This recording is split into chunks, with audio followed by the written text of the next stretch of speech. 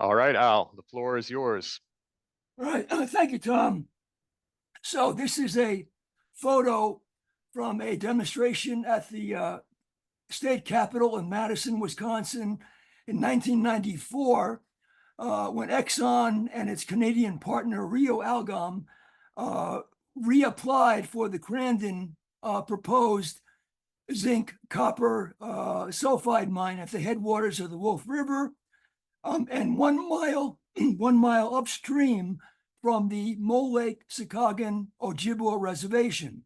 In this photo, you see a woman holding a staff on the right-hand side of the photo. That's a sacred water staff, and that woman is Frances Van Zyl.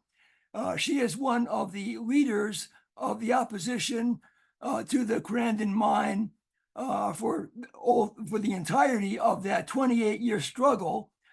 She is a Anishinaabe waterkeeper, and at that rally at the state capitol, she made the speech where she declared that this proposed mine by Exxon and Rio Algom isn't an Indian issue, nor is it a white issue. It's everybody's issue. Everybody has to take care of that water.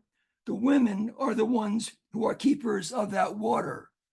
And that demonstration was one of many demonstrations in Madison and in northern Wisconsin, particularly at the headquarters of Exxon, Crandon Mining Company, and in Mole Lake, where both statewide and international allies, like the Indigenous Environmental Network, came to Crandon and the Mole Lake Reservation to describe what the impact of Exxon mines were in places like Colombia in South America, the Canadian uranium mine, and Exxon's coal mine on the Navajo Reservation. And at that gathering, there was a Citizens Review Commission, which looked at the track records of the companies that were proposing to develop this mine next to the Mole Lake Reservation. Next. So to put this battle in some kind of global perspective, I think it's important to understand that Mole Lake and many of the mine controversies in the upper Midwest are examples of what is going on all around the world between indigenous peoples and the host countries where they have their resources. And what is happening and has been for the past 20 years is that mining industry has expanded their exploration into the resource frontier areas of some of the remote areas of the world, which have remained outside the scope of the international mining industry. They're looking for the last remaining sources of valuable minerals and energy resources. And it turns out that indigenous territories and communities are at the leading edge of that extractive resource industry. The fact of the matter is that nations, that is native nations, indigenous nations, account for 10 to 15% of the world's population, but have traditional claims to 25 to 30% of the Earth's surface and resources. And this is one of the major reasons for the conflict we see all around the world, including in the upper Midwest, between native nations and states.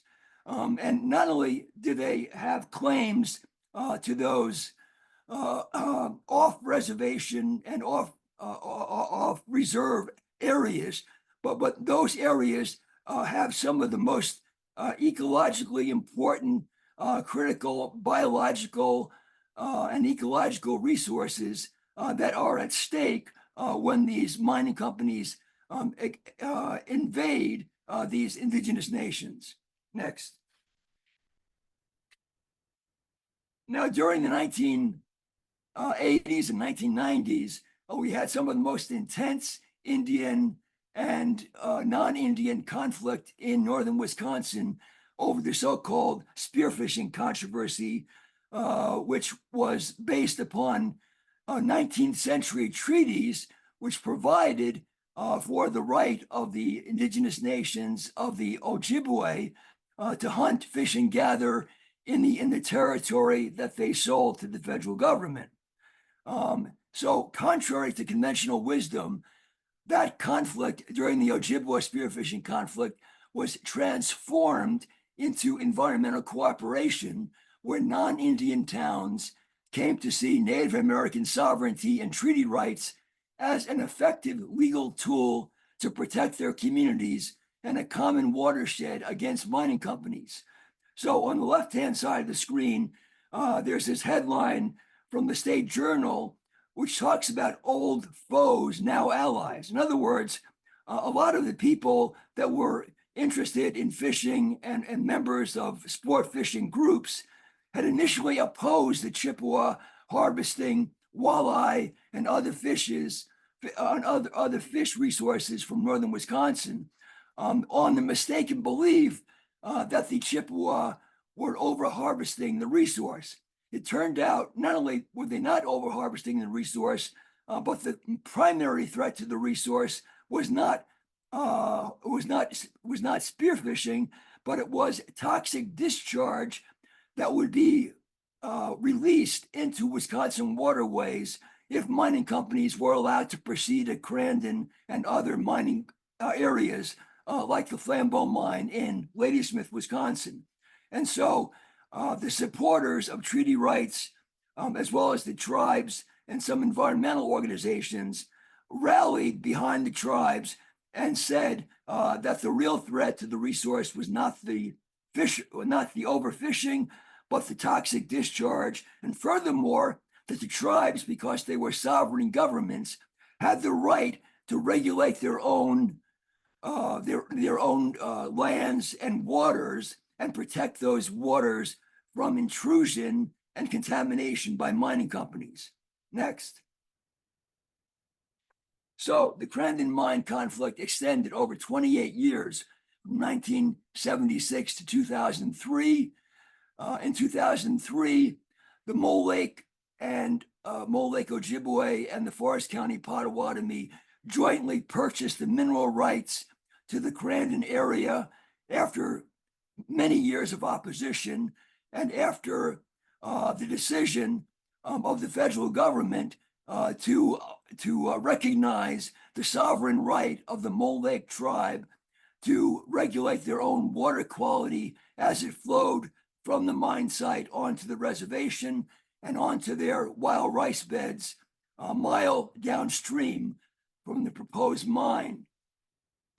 That was a decision that was rendered by the Environmental Protection Agency in 1995.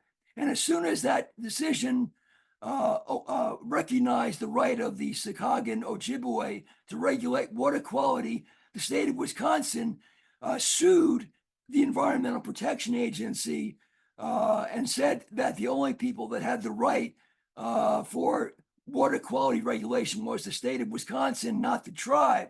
And that case made its way through the federal courts until 2002, when the Supreme Court affirmed a lower court decision which said that the Mole Lake tribe had sovereign jurisdiction over its own water rights. And that was a major turning point in the battle to preserve the headwaters of the Wolf River from mining contamination by Exxon and Rio Algon.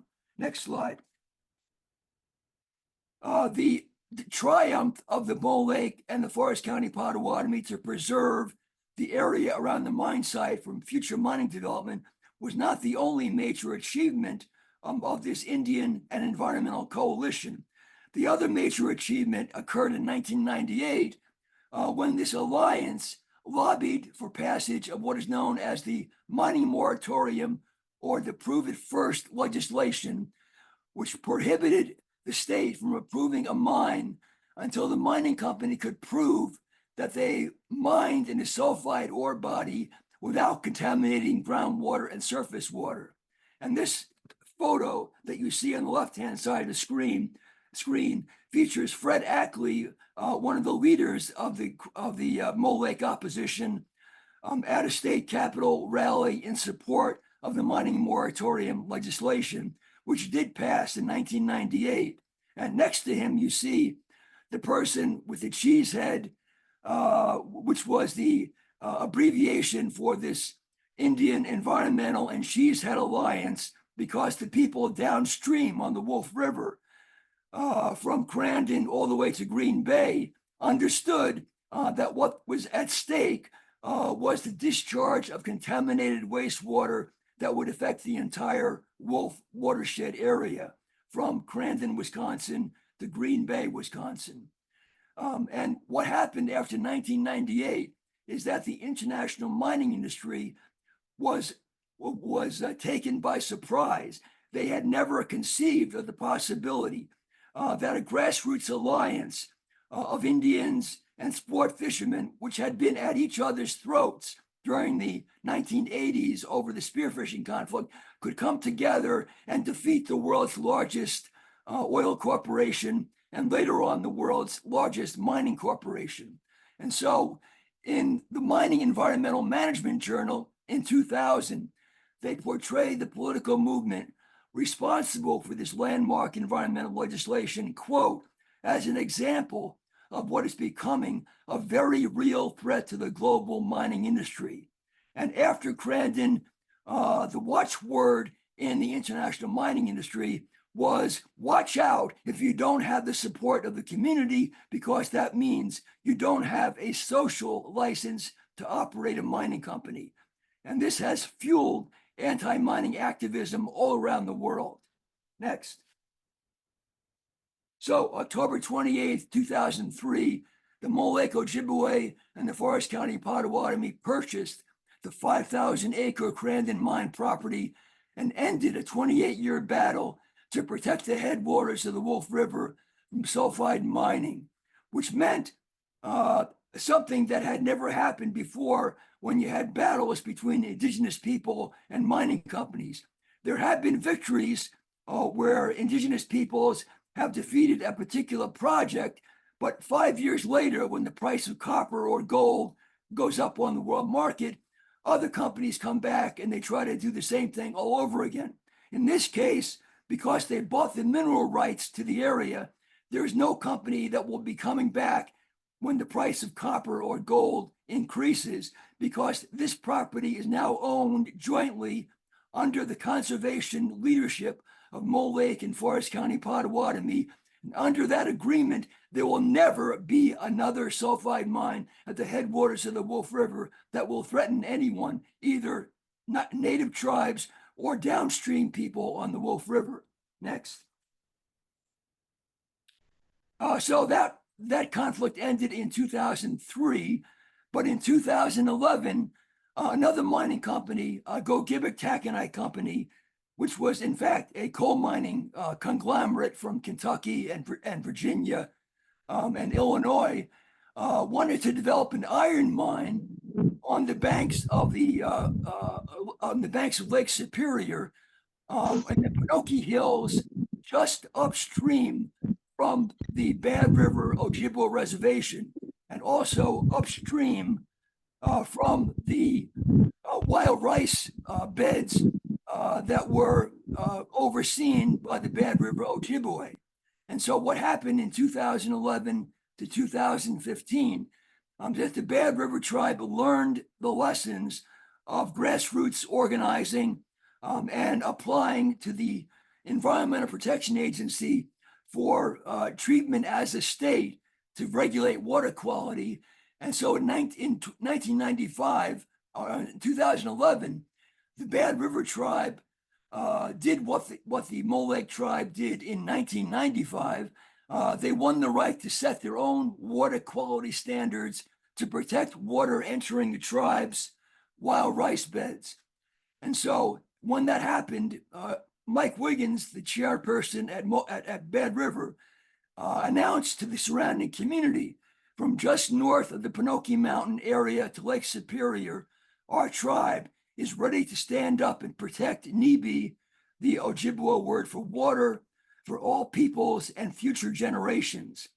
And when the legislature was considering legislation which would make it easier for this mine to go ahead without stringent environmental regulations, the surrounding communities, the non-Indian communities in Ashland, Bayfield, and Washburn affirmed support for the Bad River tribe and their assertion of water quality authority that would regulate any discharge from the Pinocchio Hills, which were going to be essentially blown up. They were going to remove the Pinocchio Hills in order to get at the iron ore resources above Lake Superior.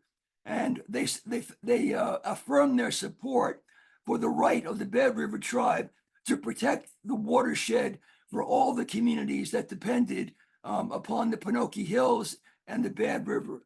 Next. In February 2015, 2 years after Governor Walker signed a controversial iron mining law, which essentially made it very easy for the company to get a permit, disregarding any kind of environmental regulation protecting wetlands.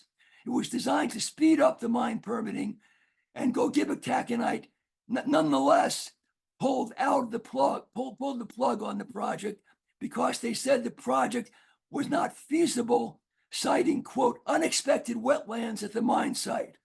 And in the photo, you see the overhead light brigade from Milwaukee that organized a lot of the support for demonstrations, for protesting the legislation that made it easier for the mine to go ahead and to affirm the rights of the Bad River tribe and the surrounding community to protect their own resources by honoring the treaties made by the Ojibwa Nation.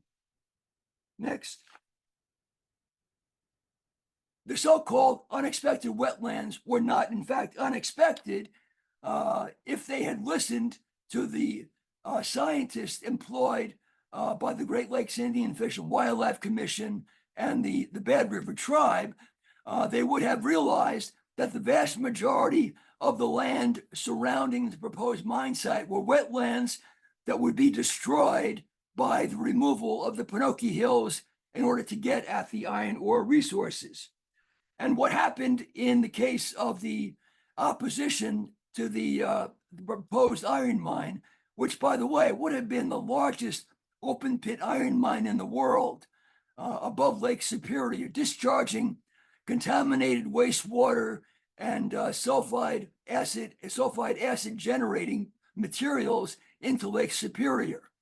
But what happened was that there was a grassroots effort spurred by many different individuals and organizations that had many different abilities and creative possibilities, including poets. And here you had a poem by Rob Ganson that was developed after Gedicks employed armed security guards to protect the area around the mine site from intrusion by the public. These are public lands that were essentially made inaccessible to the public by the presence of armed guards and who are fearing that people would discover how rich the resources are in the area that would be mined and would generate further opposition. And so Gedicks hired a corporation in Arizona called Bulletproof Security, and people that were walking through the public forest, which should be publicly accessible, ran into these armed guards with automatic rifles that were trying to intimidate the opposition that was developing between the tribes and the surrounding community. So the members of the entire community spoke out, reading poems at meetings, at vigils, and other gatherings. We saw the entire county board in Ashland County go from being in favor of the mine to being against it. This, again, is the poet Rob Ganson in Ashland, Wisconsin. The point is that in the beginning, the mining company convinces everyone that the mine is inevitable. The legislature passes legislation that would make permitting all the more accessible and all the faster.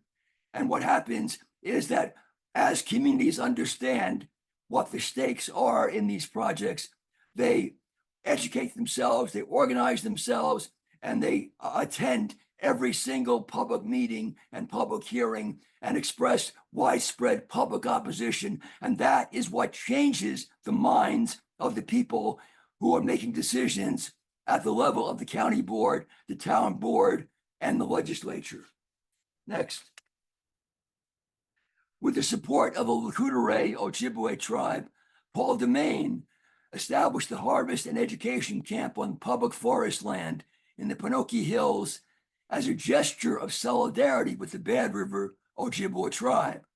The camp is within the ceded territory where the Ojibwe have treaty rights to hunt, fish, and gather. And the whole point of the Harvest Camp was to bring people who were unfamiliar with the off-reservation rights of the Lake Superior Chippewa that had rights to hunt, fish, and gather in that ceded territory, which included the lands around the mine site, and show that if a mine went ahead, that all these local resources that provided both food and employment opportunities for the local people would be destroyed by a one-time harvest of the resource, which would leave a large amount of toxic waste at the headwaters of the Bad River that flows into Lake Superior.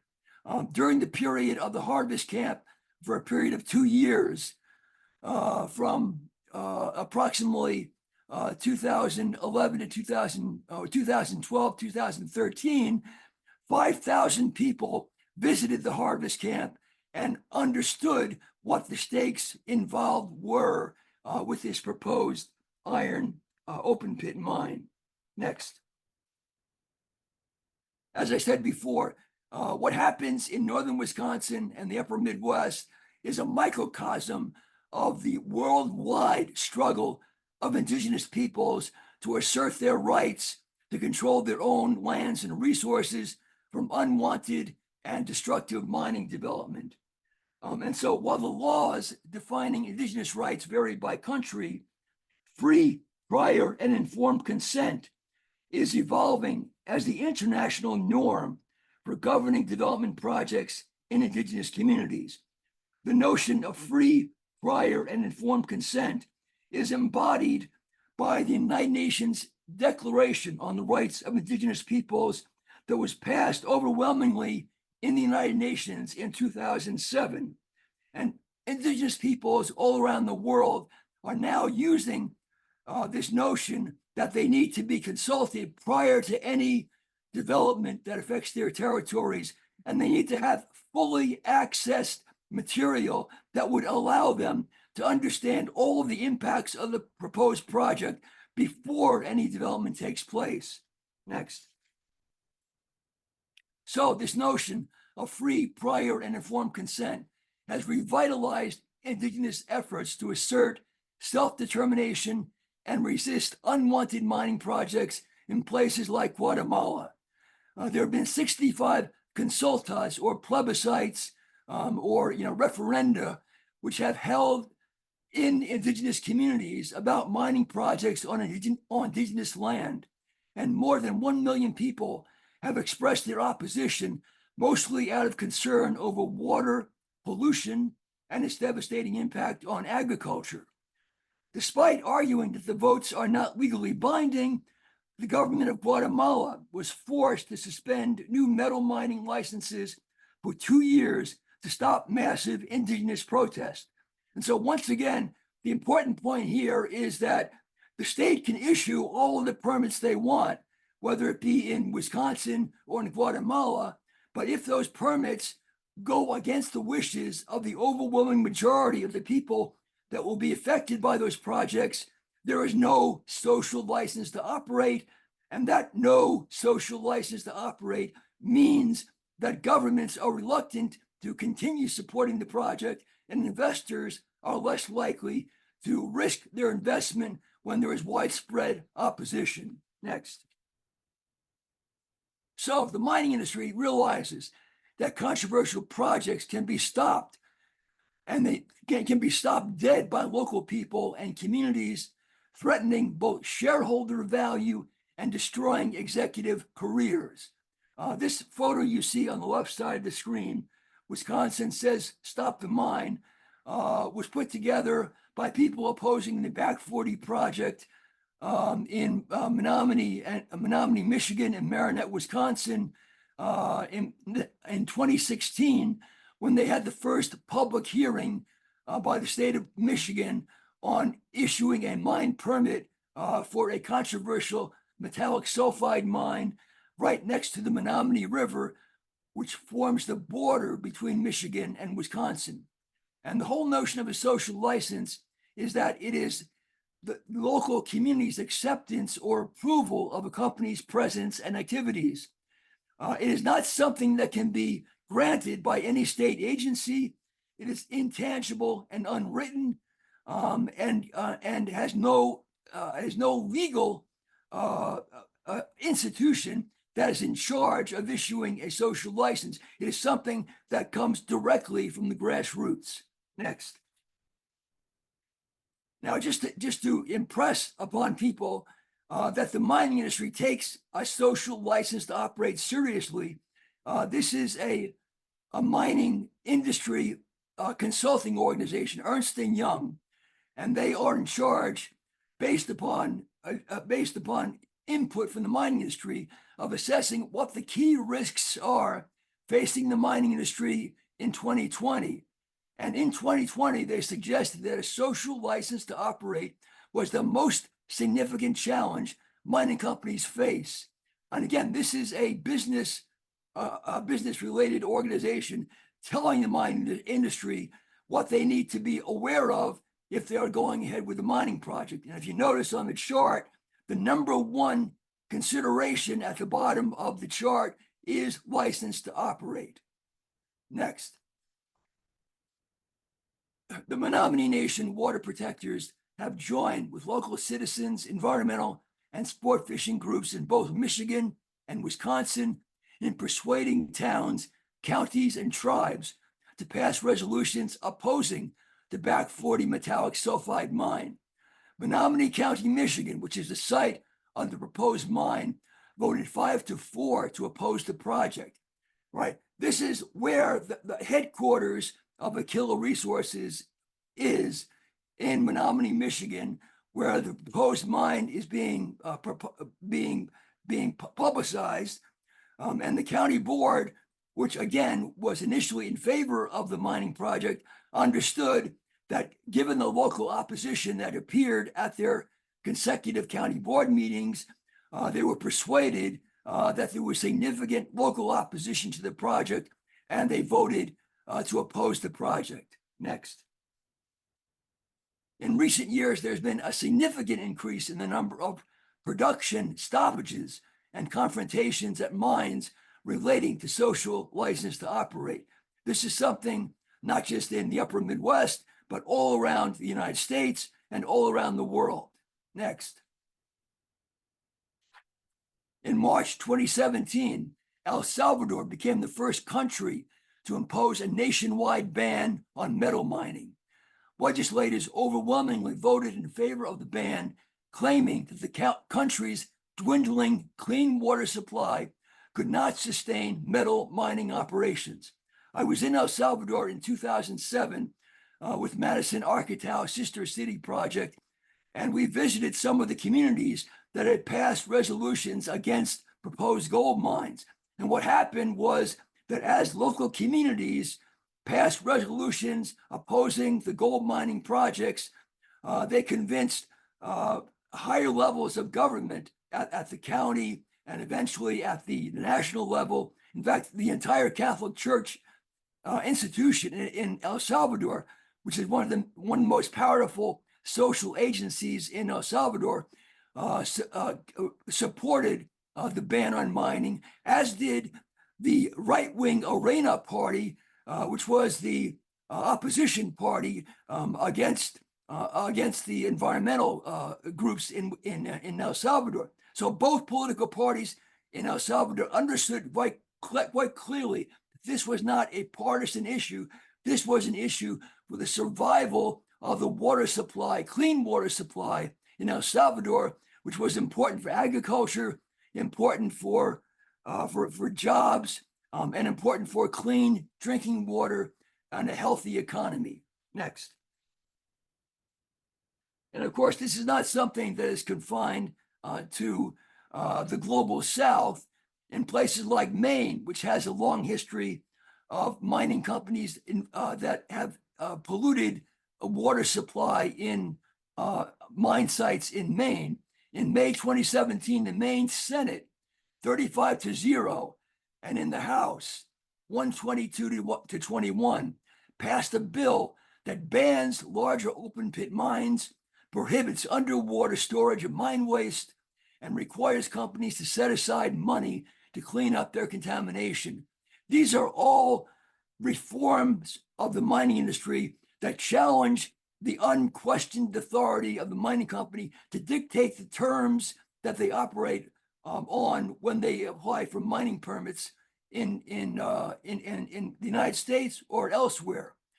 Senator Everett Carson, who was one of the sponsors of the bill, said the bill would ban the most polluting form of mining in our country and the kinds of wastewater impoundments, namely tailings disposal facilities that have failed and led to environmental disasters like the Callahan mine in Brooksville, which is now a federal Superfund site. Next. Now, this is a quote from a business organization, Business for Social Responsibility in 2003. And what they say is very important to understand in terms of opposing these mining projects. Where there was well-organized, significant opposition to a mining project, no matter what the prevailing laws, politicians were reluctant to go against it. In fact, global companies are under greater pressure to respond to broader social expectations today, regardless of the prevailing legal structure, than at any other time in history. And anyone that has appeared to testify at a public hearing about one of these mining projects is always being told by the regulators that your opinion doesn't count because you're not a scientist and you're not a lawyer, you don't understand the laws, we have to follow the laws. This is all total nonsense. The companies don't follow the laws, the regulators bend the laws to allow mining companies that don't meet the laws to proceed with their projects. And so the notion that laws and science are the guiding factors in their decisions is absolute nonsense. And so they have to take into account local opposition. In fact, local opposition that is not only knowledgeable, but well organized and has legal resources to sue agencies that violate the laws governing mine permitting. And so on the right side of the screen, you see all the counties from the headwaters of the Menominee River, where the Back 40 is being proposed, all the way down to Green Bay and all across the upper Midwest, where you have 23 Indian tribes in Wisconsin and Michigan that have opposed the project, 6 intertribal organizations, including the National Congress of American Indians, as well as environmental and sport fishing and faith organizations, all opposed to the Back 40 project. This means this project does not and will not ever have a social license to operate. Next. In January 2020, the Menominee Nation declared the Menominee River has inherent and legal rights, including the right to naturally exist, flourish, and regenerate and evolve, and the right to abundant, pure, clean, unpolluted water. What happened in January 2020 with the Menominee Nation is part of a worldwide trend initiated primarily by indigenous people to defend protected areas and clean water from unwanted and unregulated extractive activity. These are known as rights of nature movements, which recognize that our ecosystems have rights just as human beings have rights. Rather than treating nature as property under the law, rights of nature acknowledge that nature and all its life forms has the right to exist, persist, maintain, and regenerate its vital life cycles. For indigenous cultures, this is simply what is so and consistent with their traditions of living in harmony with nature. On the left side of the screen, you see a poster advertising a sacred water walk organized by the Menominee tribe. At the very beginning of the controversy over the Back 40 project, the Menominee tribe went to the Menominee River and affirmed their ancestral connection with the water and with the river and with their original ancestral territory, which covers the present day proposed mine site. And you see at the bottom of the poster, the Menominee people have reseeded wild rice at the mouth of the Menominee River this past fall. This was 2016, when the federal government and the state of Michigan and the state of Wisconsin was trying to restore the lower portion of the Menominee River, which was polluted by previous industrial pollution. And so the Menominee have affirmed that rights of nature is an active, ongoing struggle that includes protecting the resource by reseeding the river with wild rice, as well as demonstrating their opposition to the Back 40 project. Next. So, indigenous struggles to defend their lands, cultures, and resources have redefined the balance of power between the extractive resource industry and affected resource communities. And I should emphasize that when I say indigenous struggles have succeeded in establishing this balance of power, it's not just indigenous communities, because the whole notion that communities have the right to free, prior, informed consent has also been adopted by non-Indian communities, and those same communities are demanding the same kind of advance notice and consent prior to any mining development. And so even though the movement was primarily started and motivated by indigenous rights, those rights have now expanded the scope of demands made by both indigenous and non-indigenous communities. So indigenous peoples have the right to participate in decision-making, to give their or withhold their consent to activities affecting their lands, territories, and resources, or rights in general. This consent must be freely given, obtained prior to implementation of activities, and be founded upon an understanding of the full range of issues affected by the activity or decision in question, hence the formulation free, prior, and informed consent. The legal government awarded right to mine is no longer sufficient. A mining company must have the approval, the broad acceptance of society to conduct its activities. It is a license which cannot be provided by civil authorities, by political structures, or even the legal system. In a first of its kind lawsuit from a tribal nation in the United States, the White Earth Band of Ojibwe is pursuing a rights of nature claim in tribal court to oppose a state approval of Enbridge's Line 3 pipeline replacement. Minnesota has appealed the law in federal court. Whether that succeeds or not, the important point is that rights of nature is now on the legal agenda of tribes and has increasingly widespread support outside tribes to challenge the decisions of states and corporations like Enbridge Line 3 in Minnesota and Wisconsin that do not show proper respect for the water that is at stake in both mining projects and in these pipeline projects.